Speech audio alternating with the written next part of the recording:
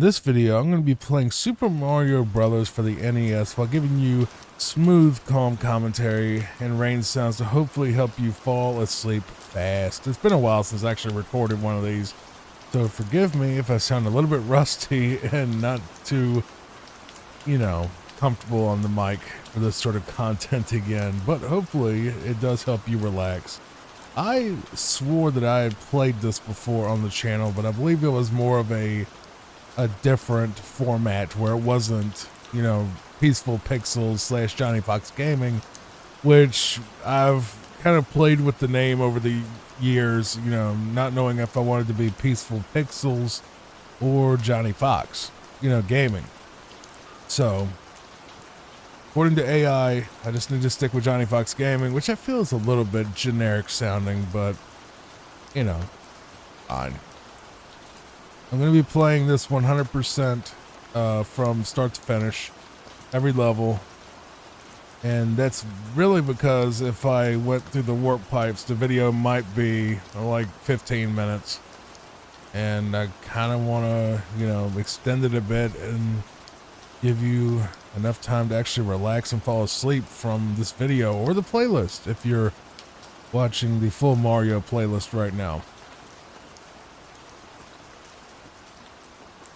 So that is 1-2 cleared. We're moving on to world 1-3. Now, I am not the best Mario 1 player ever. And I actually didn't grow up with this version. I grew up with the All-Stars version, which we have already covered on this channel. And I've beaten this game a few times now in my 30s, but I didn't play it when I was a kid. I don't remember. I think we had an NES and I think we even had this game, but I just never got into it because I was too into the Super Nintendo library when I was growing up and didn't really explore much of the NES stuff. I mean, I still appreciate the game, but it is, a bit stiff compared to the original. I mean, well, not the original, the, Mario 3 and stuff like that, where it's a little bit more stiff than that, especially on the jumping aspect. Like being able to maneuver in midair is a little rough. But it did set the standard, and it's still a great game, of course. I don't think it's bad at all, especially for the time. Of course, our princess is in another castle, and I probably will eventually play, God help me, Lost Levels on NES. I covered the, what do you call it? The All-Stars version already. Was not a fan of it, and I didn't get mad or scream because I don't do that on this show, but basically I do die a lot in these games, and I just let it happen and let it be because this isn't a comedy one. It's to help you relax. And hopefully, well, most likely you're not even looking at your screen anyway. Again, where I do die. If you do, oops, it's like that little drop right there. If I'm not, am I wrong in saying that the Japanese version of this game, you got like 2 hits if you had the fire flower? Maybe I'm wrong. Not sure. I'm just going to take my time and not try to speed run this because, that's just not the type of channel this is. I might do a couple of plant jumps just because why not? Because it's kind of fun to see Mario literally jump through a piranha plant's mouth and not get hurt. And I don't know if there's a particular timing to it, but it's kind of just take a leap of faith, and if you do it at the right angle, I mean, it's a pretty big hitbox to avoid the piranha plants, mouth and all that.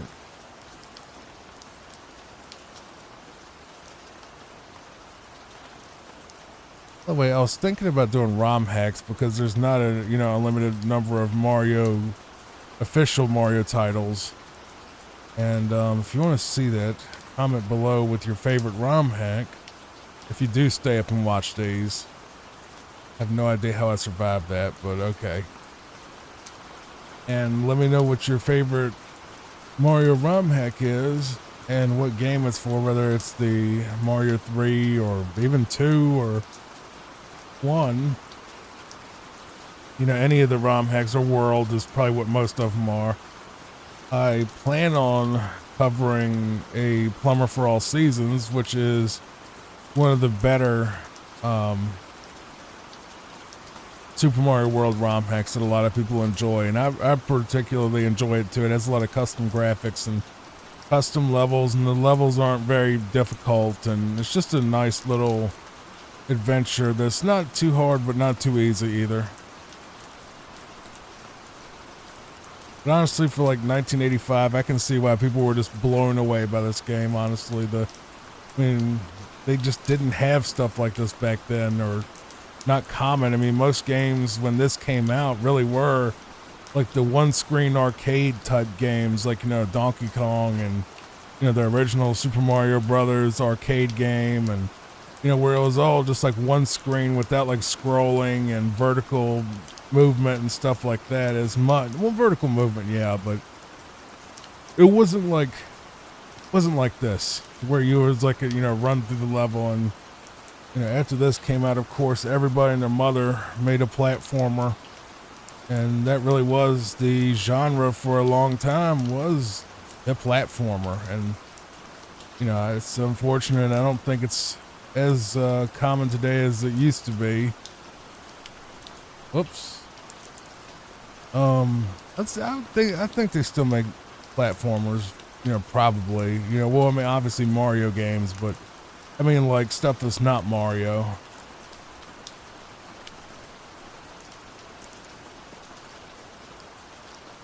Because it used to be everybody had a platformer, and usually had some type of mascot like Sonic or Bubsy, Crash Bandicoot, Spyro, Mario.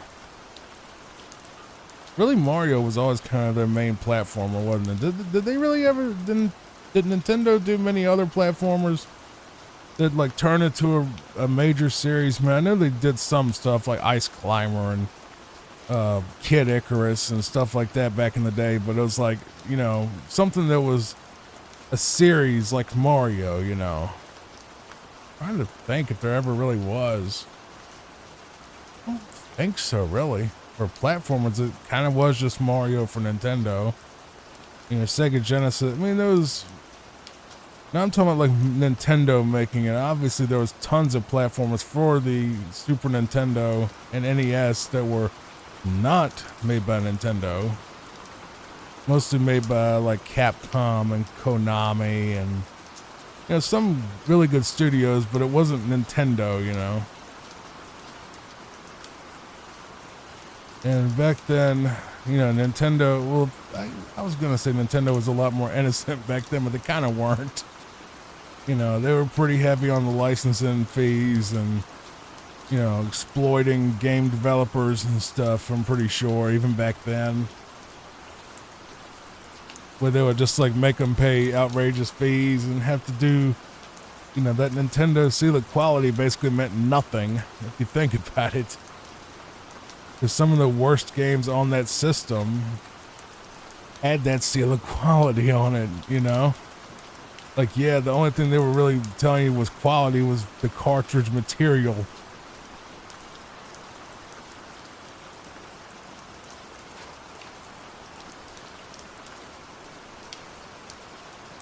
That's kind of funny. Just wasn't even worth the plastic shell it came in.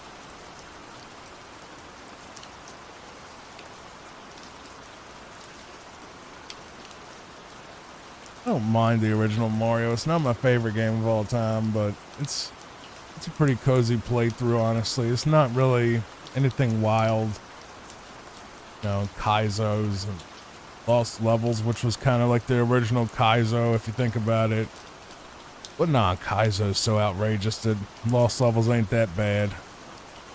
But it does have some beginner's traps and little troll moments and stuff like Kaizo did. But Kaizo was just I'm not mistaken, Kaizo was just basically made by a dude to make his friend angry.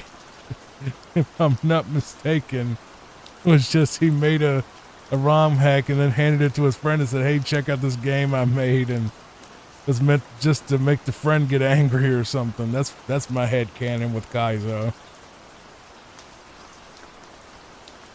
Guy just whipped out of the level editor and was just like, "All right, you know, try this."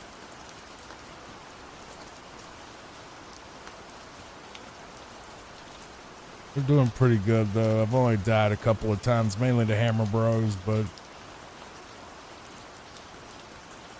yeah, I've only really played through this game fully. I don't know, a couple of times, 2-3 times tops, really. I may eventually get into like the Paper Mario series as well. I've already done Mario RPG. And all the other mainline Mario games from 1, 2, 3, you know, pretty much all of All Stars is done. World is done. RPG is done. Mario 64 is done. You know, now we're working through this particular thing. I've already done Mario 2 and 3 on NES. And I believe I did the Game Boy Advance versions as well. I was just covering all the bases. See, that's what I meant by the Piranha Plant jump. You just, if you jump and commit to it, like holding forward, and a lot of times you can just pass right through the things like, you know, mouth and not get hurt. Not a frame perfect thing, I don't think, but I mean, it's easy for me to do it, so it can't be frame perfect. But it's like their mouth, like the damage, like the hitbox is like the little block where, like, if Mario, you know, touches that block inside the game, you know, engine, then it basically tells you that Mario takes a hit there, you know, it gets hurt. And the Piranha Plants in this version, you know, have that thing. And I don't know if I think they might also have it, they might also have it in the All-Stars version. I think I've seen people do it, but I think it's more precise. But I'm not exactly sure.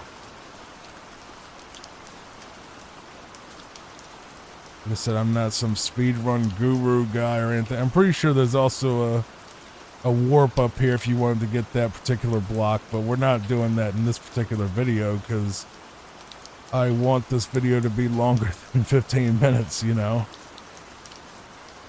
I wanted to actually get a little bit of length on it because it takes people a little while to settle and relax. You know, I don't want to go in any warp zones. I hope that this, well, I saved right before it to make sure it doesn't. So I'm skipping a lot of stuff here, but I don't want, if this is a warp, I'm going back. Yeah, that's a warp. Don't want that. Maybe I can just skip a little part of this level and then drop down here, you know.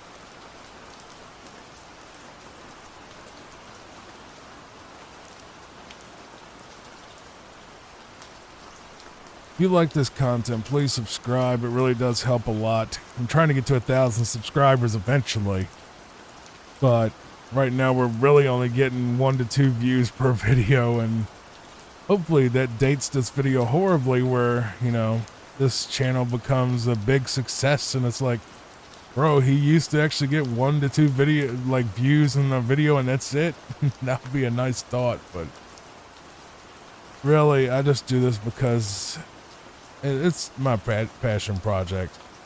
My main project is a reaction channel. It's a lot more loud and bombastic and jokes and loud commentary and just being, you know, funny guy that just like rants and raves and acts crazy. And I'm sure that if I did that on gaming, it might actually, you know, get a lot of views, but I don't know, man.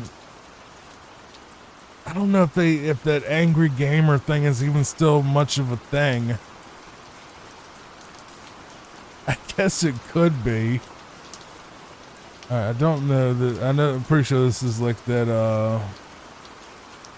one of those.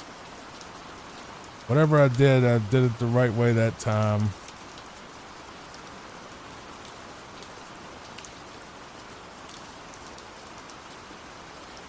That was the wrong way, apparently. Take the bottom path, maybe? Whoops. Got hit with the fire stick. Yep, that was the right path. The bottom one. Up. Died at Bowser. That fire stick a little second to move. It wasn't too hard.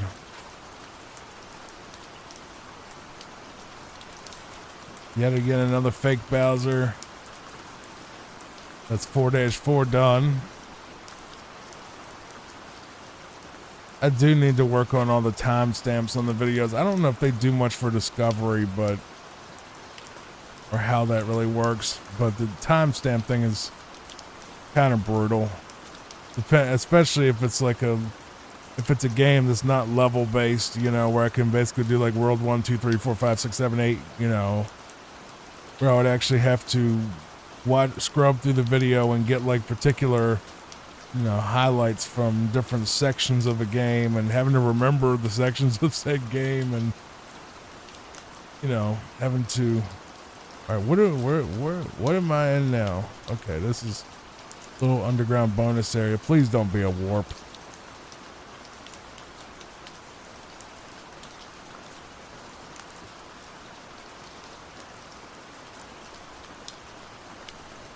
I also did the Pokemon games, and well, did one.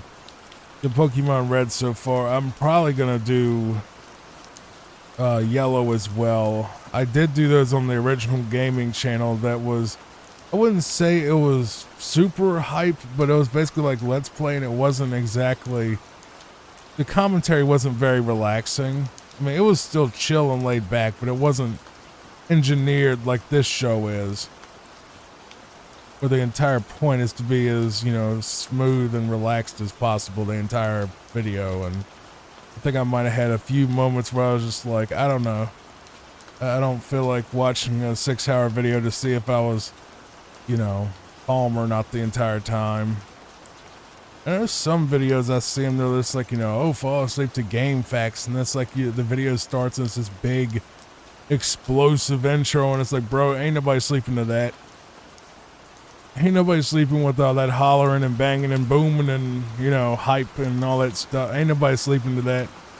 They might get views, but I don't think anyone's falling asleep to that.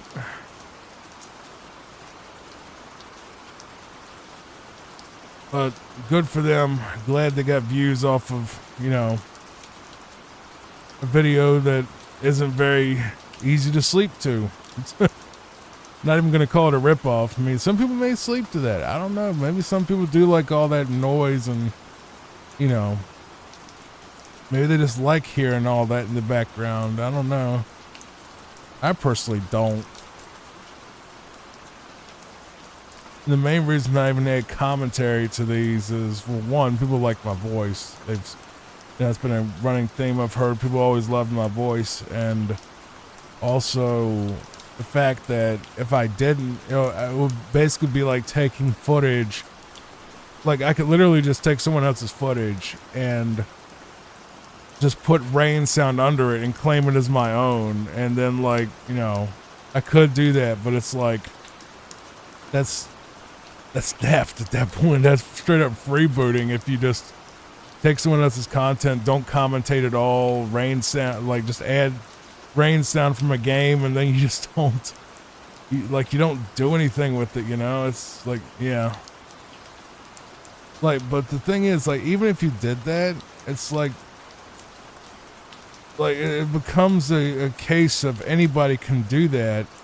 Therefore, there's no brand or any audience loyalty, because it's like no one's going to remember who the person is that had the Mario with the rain sound and nothing else.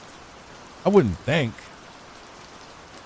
You know, a lot of those ambient channels, they get a lot of viewers, but, you know, they would never know the creator's name or, you know, reach out to the creator or talk to the creator or work with the creator on the channel. You know, they just listen to the rain sound from the, you know, the video that has rain, and, you know, you don't actually care about who posted it. It's just you care that it's rain, you know? And I don't know. I just feel like that's kind of a cheap way. If someone did that and they get a bunch of views doing that, that's cool. I just kind of don't. I think a big part of this channel is the fact that it's me playing a game for real, screwing up for real, like I am right now, and still maintaining, you know, the vibe throughout to help you like relax, you know, because I mean, also it's the fact that, you know, some people watch my videos because they just want to hear, you know, like a friend play a game, or they just feel like they're spending time with me kind of thing, or whatever it is. They're social reasons that, you know, I bring them comfort in some way. People say that they sleep to my reaction videos, which is just like, I don't know how you pull that off. I mean, as loud and, you know, crazy as I get in those videos, and with the complete opposite of this, it's like, I don't know how you fall asleep to that. I mean, sure.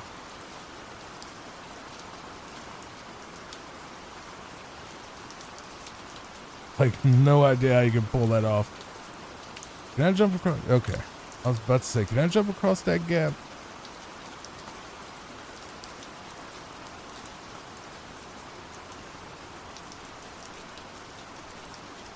It's a much longer level than all the other ones.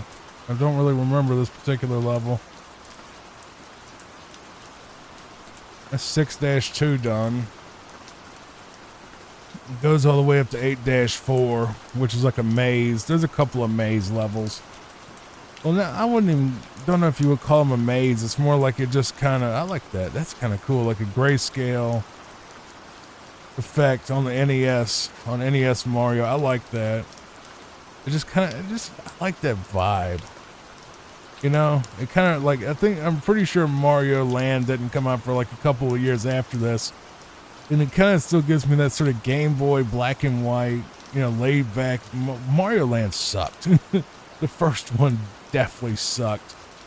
The second Mario Land is one of the greatest things I've ever played, and I highly recommend it to anybody. It was absolutely fantastic. When did the ghosts show up? Like the boos and stuff. Was that Mario 3? Pretty sure they weren't in Mario 2. I'm almost positive that the boos and all that, like the ghost dudes, came up in Mario 3. Because Mario 2 was, you know, Doki Doki Panic, and that wasn't really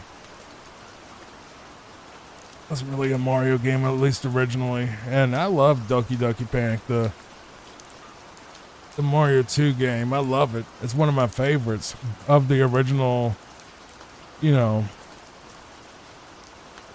Like, I would say I like Mario 2 better than Mario 1, but nowhere near as much as Mario 3. And I would kind of just put Mario 2 above Mario World, honestly. And I love Mario World as an engine. Like, I love the gameplay and the feel of Mario World. Don't get me wrong, but the Mario World itself, like vanilla Mario World, after all these years, is just a bore to me. I'm so bored with those levels. And I've, you know, played through it so many times. It's just like, I just kind of look at it and just kind of like, ugh, you know. It's kind of like the game that's like, you know, like Back in Black is a good song, right? Everybody knows Back in Black by AC/DC is a great song. But when you've heard it like literally 1,000 times, you know, and you know every note of it, and you listen to that same song for 30 years and had it shoved down your throat, you eventually get sick of it. And it's not that it's a bad song, it's just that you've heard it too many times, and it's like, oh God, this again kind of thing, you know? But that's why I love ROM hacks, because they took that amazing gameplay, that amazing engine, that amazing flow and feel, and made new games out of it with new graphics. And that's something I always wanted as a kid, really, was what ended up becoming ROM hacks. Like, I didn't know that would ever be a thing, but You know, that was that I literally thought of that when I was a kid. I'm like, why don't I wish people could just like make their own level and their own games out of this. You know, I thought that when I was a little kid, and I was like, you know, that's just never gonna happen. You know, having like a new Mario World, or like someone taking it and making a new map. I mean, really? That's impossible. That's what I thought when I was a little kid, when I was like 5 or 6, you know, when I had Mario World at first, you know. That was long before like we had, I don't even know if we had internet at that point. I remember the first emulator, Nesticle is what it was called. Like the icon was a ball sack. It was like the little pointer on the thing was like a bloody finger, like a chopped off hand. It was so gross. But I don't know if when they stopped making that, but that was like one of the very first emulators that I remember hearing was, you know.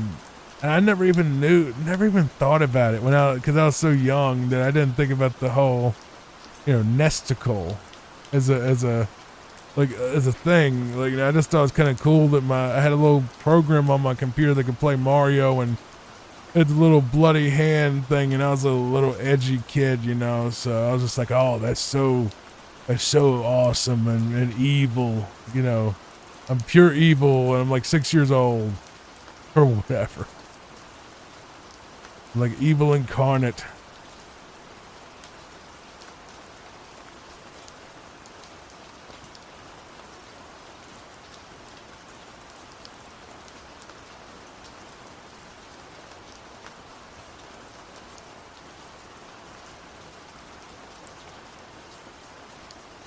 A little trouble on 7-2 here. But we're in the later stages. Of course, it's going to be more difficult. I didn't think it couldn't jump above the water. Ooh, that blooper right there. If you don't, I have no excuses to suck at this game. I really have none. So I can't blame the game. Obviously, it's one of the greatest of all time that everybody has played at least once. It's not, I'm not going to pull a dark side Phil and be like, oh, the game controls suck. Oh, you suck, Phil. You know? It's kind of shocked at how bad he is at stuff. I forgot what game. I think it was Resident Evil 4. I saw like a video of him trying to play that and like getting killed on the very first enemy. And I was just like, oh boy. This is definitely going to be something.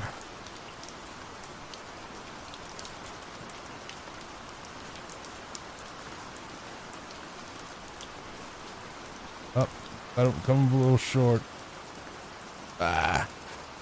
Cheaps or whatever they're called caught me off. Well, yes it is. He's cheap.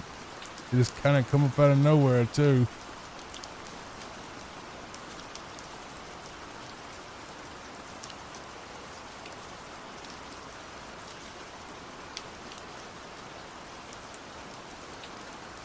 That's 7-3.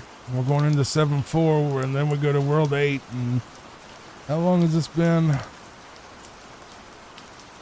That's not bad. 28 minutes. Better than 15. Okay, so this is definitely a puzzle level. Not mistaken. You go down. Okay, apparently so, yeah.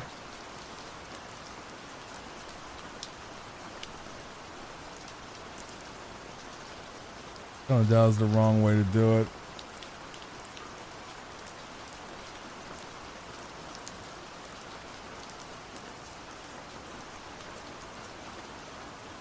I've already done that, and that's not the right way. Okay, I think I know what I'm doing wrong, actually.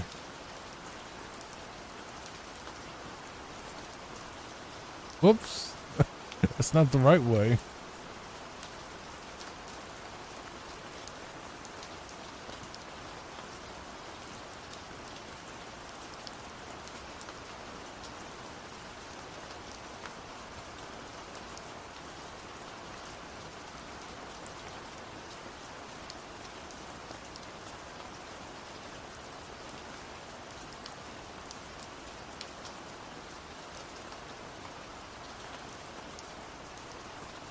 think this might be the way if we just use, that's the way I didn't use before, so.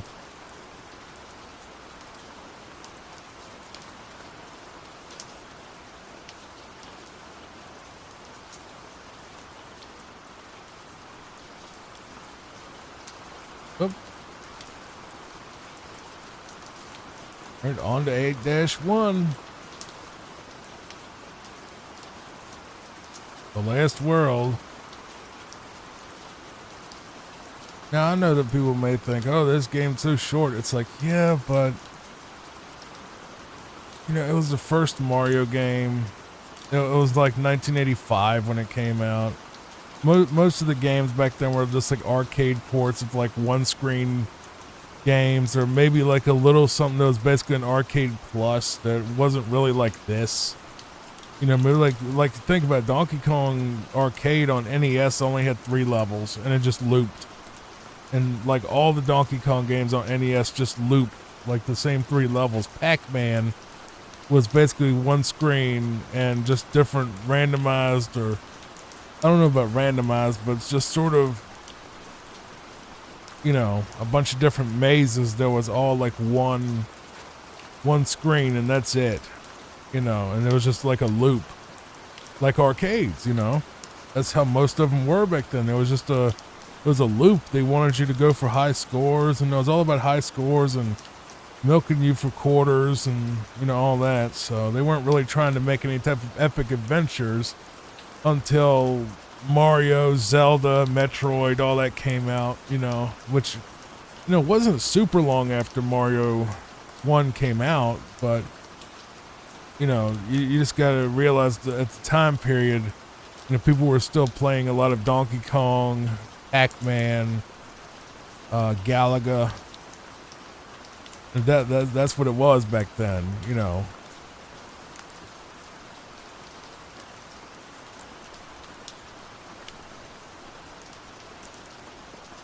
And not saying that those games are bad, I'm not, but they're just super simplistic. And if you take Mario 1 in context to what was going on consoles at the time, it's pretty incredible that it holds up and is still a fun game today, even though it's not the most complex or longest or even the best controlling one out of the Mario series. But because he does have a weird kind of, I'm not knocking the game at all, obviously, but I'm saying he does have a weird heaviness to him that he didn't get in later games. It's almost like a bit of stiffness, or it might be my controller. I feel like this is a little bit stiff in spots. Like when you commit to a jump, you pretty much like commit to it. And also, like when you jump on an enemy, you don't get extra height until, you know, Mario 2. So with lost levels, you know. But it seems like he just has a little bit of stiffness, and that really got resolved in Mario 2 and Mario 3. But like I said, not a bad game by any means, just primitive, you know, compared to what came out much later. And it's kind of crazy to realize that this game here, with the super basic graphics and, you know, kind of cheap looking, like nowadays, you know, especially in like, you know, compared to stuff that came out later on the NES, it's just kind of crazy that the console that did this also did like Mario 3 and Final Fantasy 1. It's like they started with such simple gameplay that was, you know, barely better really gameplay wise than most Atari games. And then it just snowballed. I really hate Hammer Brothers. I always have.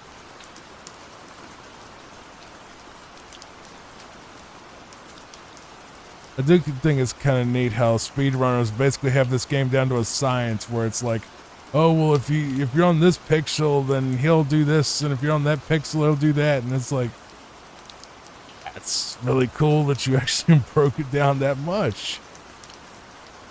You know, I think like the world record for this game is, what is it, 4 minutes and 54 seconds or something? something ridiculous. It's like the any percent. Okay, we're on the last level. 8-4, bit of a maze. I fell between two Goomba, and I keep sort of slipping off these stairs. If you even want to call it that.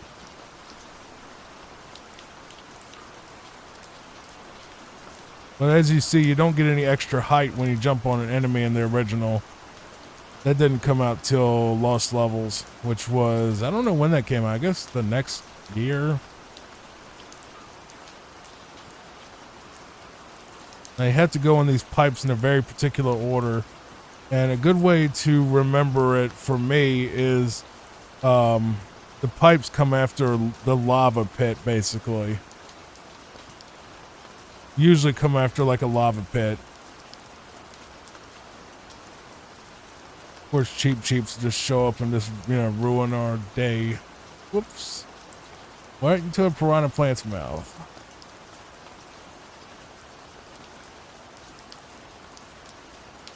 And here, yeah, exactly. It's after every lava pit is how you get the path, basically. So it's not hard. Just, wait for the lava pit, go past the lava pit, and then just jump in the first pipe after it. And that's pretty much the solution for 8-4. And we're about to get to the final boss here. If I'm not mistaken, Bowser's right up here. I think, yeah. Screwed that jump up. Because it didn't have the momentum from the... What happened last time I played this too was that one hammer bro kept trolling me the entire time.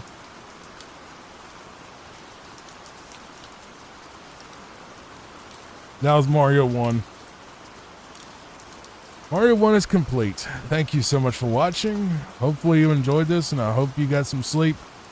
Please check out the full playlist to watch my other Mario playthroughs, and hopefully you enjoy it. Let me see what this is really quick. It says press the B button to select a world. Alright, so this will be the B button, and then... Oh, you can switch levels. Okay, that's cool. I didn't know you could do that after you beat it. I guess you lose that once you reset the console, but that's kind of cool. Let's see what happens really quick. Just a little bonus. Looks like the enemies are faster. Yeah, they definitely look faster. Okay. Thank you for watching. I'll see you next time. Goodbye for now.